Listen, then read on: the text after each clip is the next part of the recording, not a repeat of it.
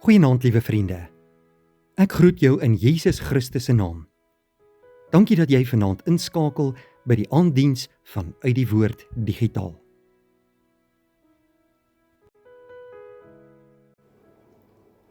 Ons skriflesing kom vandag uit die woord van die Here uit Matteus 26. Ons gaan lees vers 36 tot 46. Toe kom Jesus met hulle in 'n plek met die naam van Getsemane. En hy sê vir die disippels: "Sit hier, onderwyl ek daar gaan bid." En hy neem Petrus en die twee seuns van Zebedeus saam en begin bedroef en benoud word. Toe sê hy vir hulle: "My siel is diep bedroef tot die dood toe. Bly hier en waak saam met my." En hy het 'n bietjie verder gegaan en op sy aangesig geval en gebid en gesê: "My Vader, as dit moontlik is, laat hierdie beker by my verbygaan. Nogtans nie soos ek wil nie, maar soos U wil." En hy kom by die disippels en vind hulle aan die slaap. En hy sê vir Petrus: "So was julle dan nie in staat om 1 uur saam met my te waak nie? Waak en bid, dat julle nie in versoeking kom nie. Die gees is wel gewillig, maar die vlees is swak." Weer het hy vir die tweede maal gaan bid en gesê: "My Vader, as hierdie beker nie by my kan verbygaan sonder dat ek dit drink nie, laat U wil geskied." Toe kom hy en vind hulle weer aan die slaap, want hulle oë was swaar. En hy het hulle met rus gelaat en weer vir die 3de maal gaan bid en dieselfde woorde gesê. Daarop kom hy by sy disippels en sê vir hulle: "Slaap maar voort in rus. Kyk, die uur is naby en die Seun van die mens word oorgelewer in die hande van sondaars. Staan op, laat ons gaan. Kyk, hy is naby wat my verraai." Ons lees net tot sover uit die Here se woord vandag. Broeder en suster in ons Here Jesus Christus, in hierdie lydingstyd van die kerklike jaar, kom ons elke dag en elke Sondag nader aan die gebeure wat op Goeie Vrydag plaasgevind het. Ons fokus in die lydingstyd op die pad wat Jesus geloop het, om redding vir wêreldse mense te bewerk. Maar voordat Jesus by die kruis gekom het, bring die evangelie ons na 'n plek van baie groot hartseer en baie groot geestelike stryd waardeur Jesus moes gaan.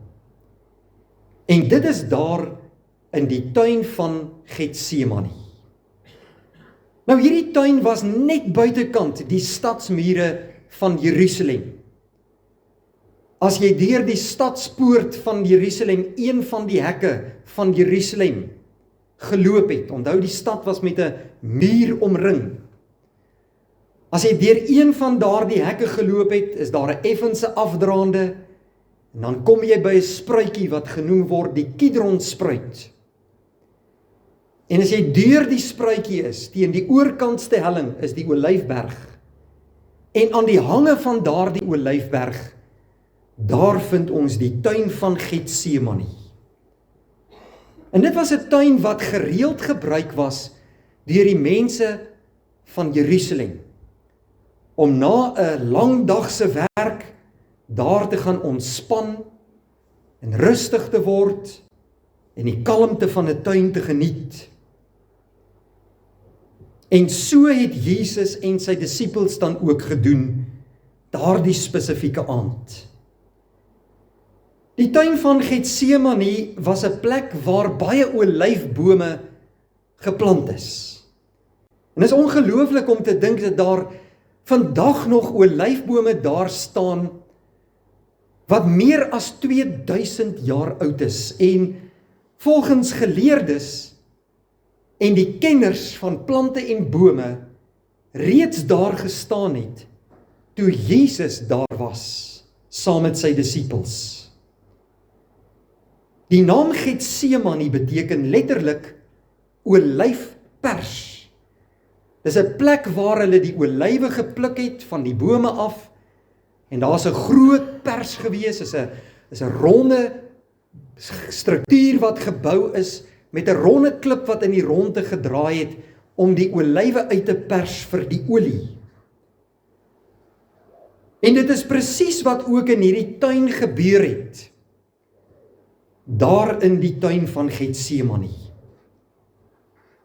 Daardie aand, toe Jesus en sy disippels daarheen gegaan het om te bid, was Jesus geestelik getoets en op die proef gestel. En hy het geweet, hier kom 'n baie groot en moeilike ding wat hy sal moet doen in sy lewe. Hy het geweet, sy laaste ure op aarde was naby. Hierdie stop om te gaan bid daar in die tuin van Getsemane was deel van die pad na Golgotha. En hier het die Seun van God gekniel voor sy Vader. Hier het hy gebid daardie aand 3 keer. En uit hierdie gedeelte leer ons 3 baie groot waarhede oor Christus en ook oor ons eie geloofslewe, waarby ons vanoggend gaan stil staan. Ons staan by 3 punte stil wat ek en jy in ons eie lewe moet gaan oordink en moet gaan toepas, en wat die Here Jesus vir ons wil leer uit hierdie teks van vandag. Nou die eerste punt waarby ons vandag stil staan is, dat Jesus verstaan ons as mense se diepste lyding. Wanneer ons hierdie gedeelte lees in Matteus 26, hoor ons die aangrypende woorde van Jesus, die Seun van God. My siel is diep bedroef tot die dood toe. En hierdie broeder en suster is merkwaardige woorde. Die Seun van God, wat storms kan stilmaak, wat soveel mense genees het in sy lewe, wat demone kan uitdryf, staan hier in diepe sielsbenoudheid hierdie aand daar in die tuin van Getsemane. Hy weet wat vir hom voorlê. Hy weet wat binne die volgende ure gaan gebeur. Judas, een van sy disippels, is reeds op pad met die soldate om hom te verraai en hom te vang. Die soldate, die Romeinse soldate gaan kom om hom te arresteer. Hy weet dat die disippels hom gaan verlaat en dat almal gaan weghardloop. Hy weet dat hy geslaan gaan word en gespot gaan word. Hy gaan 'n kruis dra deur die strate van Jerusalem en hy het geweet, die kruis op Golgotha kom. Hoe kom hierdie swaar pad van lyding? Want my broeder en suster, Jesus gaan die sonde van die hele wêreld op hom neem. En dit was die wyse waarop daar versoening gedoen kon word vir my en jou sonde en vir die ook van die hele wêreld. Die profeet Jesaja het reeds in die Ou Testament baie eeue van tevore voorspel, toe hy daar in hoofstuk 53 vers 6 gesê het, ons almal het gedwaal soos skape, en die Here het die ongeregtigheid van ons almal op hom laat neerkom. Al die sonde van die mensdom sou op Jesus Christus geplaas word, daar aan die kruis van Golgotha. Ja, broeder en suster, ook jou sonde, ook al jou skuld, en al jou ongeregtigheid. Want almal van ons staan skuldig in die oë van die Here. En dit sou Jesus aan die kruis in ons plek dra, en daarom is sy siel so diep bedroef, want dit is 'n geweldige groot las wat voorlê. En geliefdes, hierin lê baie groot troos vir ons as gelowige kinders van die Here. Ons dien nie 'n verlosser wat nie ons pyn verstaan nie. Ons dien nie 'n hartelose, ver God wat niks van ons af weet of nie by ons betrokke is nie. In Hebreërs 4 vers 15 lees ons dat ons 'n hoëpriester het, naamlik Jesus Christus, wat met ons swakhede meegevoel het. Hy is 'n God van deernis. Hy is 'n God van empatie. Hy is 'n God van liefde, en daarom het hy sy seun gestuur om dit met ons te kom deel. Ja, broeder en suster, Jesus verstaan vandag jou vrese. Hy begryp jou bekommernisse. Hy ken jou hart. Hy ken jou pyn, jou teleurstellings. Wanneer jy swaar kry, weet Jesus hoe jy voel. Hy het self deur die donkerste nag gegaan, daar in die tuin van Getsemane. En wat doen hy daar in die tuin van Getsemane? Hy bid. Ons kom vandag by ons tweede punt. Jesus leer ons hoe om in swaar kry op te tree, naamlik deur te bid. In hierdie gedeelte sien ons hoe Jesus gaan bid in die uur van nood. Hy kniel voor sy Vader. 3 keer. My Vader, as dit moontlik is, laat hierdie beker tog by my verbygaan. En hier sien ons iets baie belangrik oor gebed in hierdie teks van vandag. Jesus kom na sy Vader toe in sy groot uur van nood. En hy kom praat eerlik met sy Vader. Hy steek nie sy pyn weg nie. Hy maak nie asof alles sommer net maklik is in die lewe nie. Hy sit nie 'n masker op nie, maar hy gaan stort sy hart uit voor sy hemelse Vader en hy bring sy diepste nood na die Here toe, na God toe, openlik. Die beker waarvan Jesus hier praat, verwys na God se oordeel oor die sonde. In Jeremia 25 word hierdie beeld gebruik vir die beker van God se oordeel wat die nasies moet drink.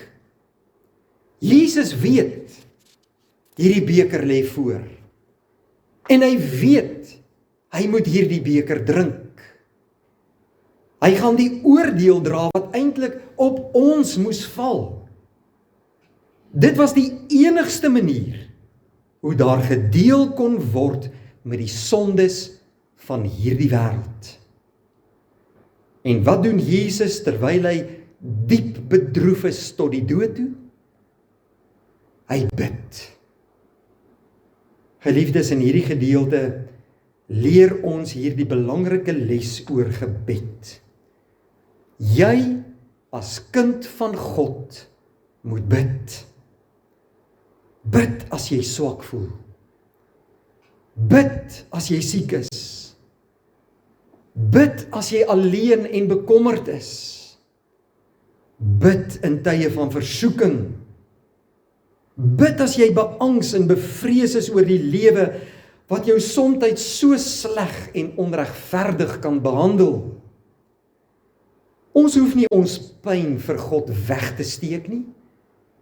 Hy is daar vir jou. Hy ken jou. Ons kan eerlik na hom toe kom. Die psalmdigter sê in Psalm 62 vers 9, stort julle hart uit voor hom. En dit beteken ons kan ons vrese, ons vra en ons swaar kry na ons hemelse Vader toe bring. Gebed is nie net vir tye wanneer alles goed gaan in 'n mens se lewe nie, maar gebed is juis vir die oomblikke wanneer ons voel ons kan nie meer nie. Ons harte is swaar. Jesus wys vir ons dat eerlike gebed deel van ware geloof is. En nou kom ons by ons derde punt van vandag.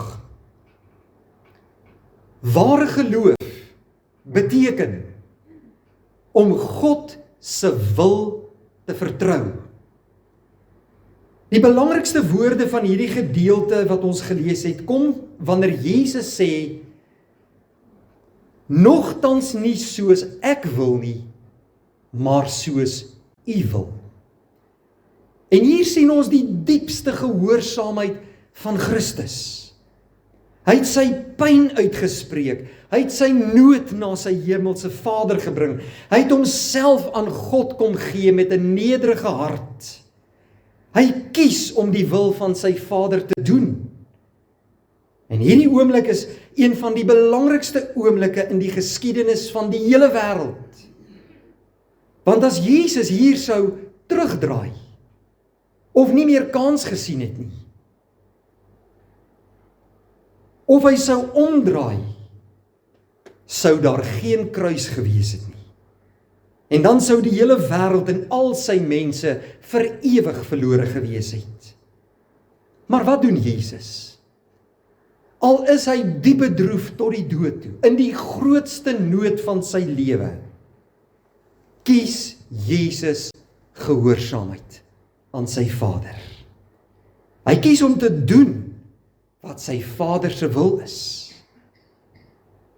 Die apostel Paulus skryf later in Filippense 2 vers 8, hy het homself verneder deur gehoorsaam te word tot die dood toe, ja, die dood van die kruis.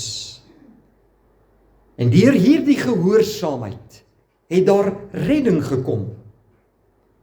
Die apostel Paulus sê ook in die Romeinebrief in hoofstuk 5 vers 19, dat deur die gehoorsaamheid van een mens baie mense geregverdig gemaak is. Die tuin van Getsemane, geliefdes, het dus die pad na ons verlossing oopgemaak. Hierdie gedeelte stel 'n baie belangrike vraag ook vandag aan elke ware kind van God, elke gelowige. Wat doen ons wanneer God se wil moeilik raak in ons lewe? Hardloop ons weg soos die disippels, want almal het hom verlaat, toe die soldate daar aankom met Judas om hom te vang, het nie een disipel by hom gestaan nie, almal hardloop weg. Laat ons hom in die steek, verraai ons hom soos Petrus. Dit is maklik om God te vertrou wanneer dinge goed gaan in jou lewe. Maar wanneer die pad begin donker raak, wanneer swaar kry deel word van ons lewe, en ons bestaan en ons lewe bedreig word, of ons lewe onderste bo gekeer word deur die wêreld en al sy dinge, wat doen ons dan? Wanneer hierdie dinge gebeur, is dit niks anders as 'n geloofstoets in ons lewe nie. En Jesus kom wys vir ons wat om te doen. Jesus wys vir ons Die ware geloof beteken om te sê, Here, al verstaan ek nie wat nou hier gebeur nie, al verstaan ek nie alles nie, ek sal U vertrou. Op U sal ek bly vertrou. Geliefdes, op hierdie 4de Lydenssondag herinner die Bybel ons aan die tuin van Getsemane. Daar waar Jesus gekniel het om te bid. Daar waar hy gebid het en sy Vader gesmeek het. Daar waar hy gevra het, nogtans nie my wil nie, maar U wil. En omdat Jesus gehoorsaam was in die tuin van Getsemane, kon daar redding vir ons wees aan die kruis. Wanneer ons hierdie lydenstyd ingaan, moet ek en jy as kinders van die Here dit onthou. Die pad na die kruis het geloop deur die tuin van Getsemane. Maar uiteindelik het dit gelei na oorwinning oor die dood, sodat elkeen van ons wat in Jesus Christus glo, gered kan word, ook kan opstaan uit die dood en tot in ewigheid kan lewe. Mag ons ook leer om in elke situasie van ons lewe hierdie woorde te bid. Here, nie my wil nie, maar U wil. Amen. Kom ons bid saam.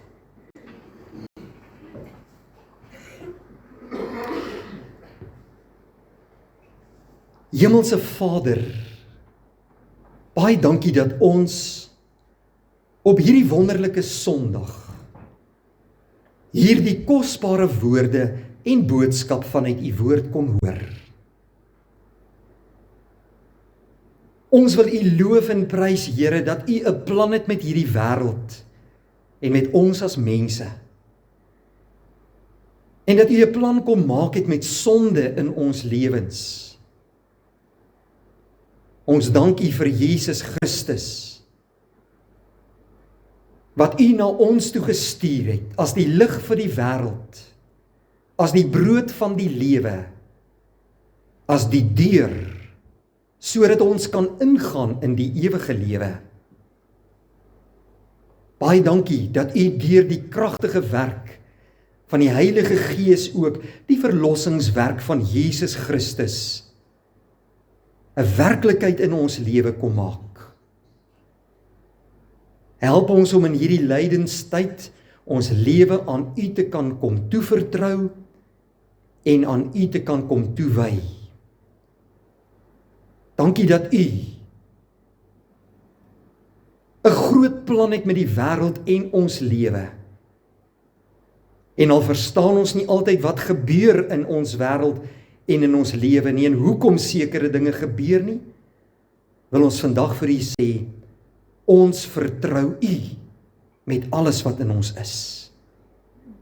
Want U weet waarheen U op pad is met ons. U weet wat U doel is. En daarom eer ons U ook as ons Here en ons God. Wil U hierdie woord van vandag vanuit Matteus 26 in ons harte inplant?